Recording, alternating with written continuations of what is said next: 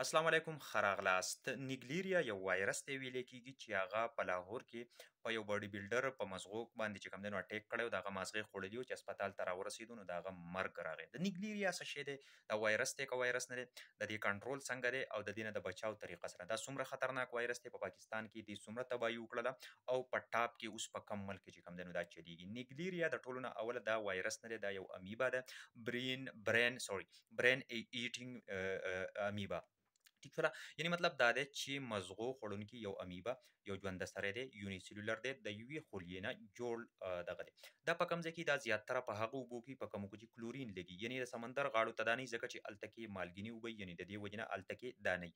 خو کومه فرش تازه اوبه وي، ټیک شوله، د باران اوبه وي ولاړې وي، ټیک شوله، او د نور پرې ډایرکټ لګي، نو په دغه اوبو کې چې کوم دی نو دا امیبا وي، ټیک شوله، او دا د پوزې په مدد سره د انسان دماغو ته ځي، او د انسان دماغو ته چې لاړ شي نو هلته کې د انسان په دماغو باندې خوراک شروع کړي، او د انسان دماغ چې کوم دی هغې سره هلته سویلینګ وشي، ورسره د انسان نظر هم کار پرېږدي، الټۍ پرې ولګي، انتهایي تبه ورله راشي، او د دې سره انسان بیا په ځان پوهېږي نه، یعنې مطلب څه محسوسولی نه شي، یعنې بالکل د کنفیوژن ښکار شي. ټیک شوله.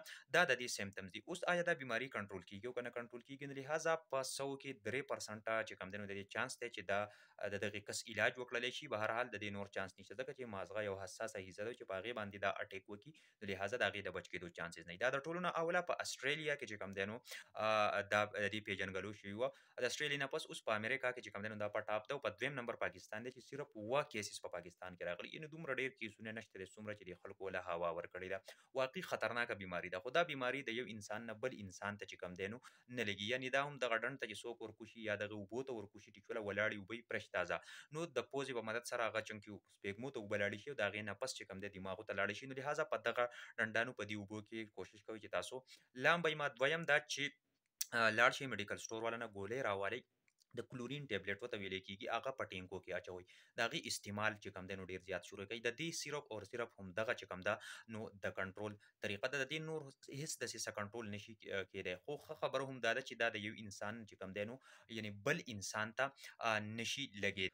بل دا د انسان دماغو ته ځکه ځي چونکې د دې یو لایف سایکل دی، د ژوند یو سایکل دی، یعنې مطلب دا دی د بچو د راوړو او هغه بچي چې کوم دی نو مطلب هغه لایف سایکل دا بیا کمپلیټ کوي. څنګه؟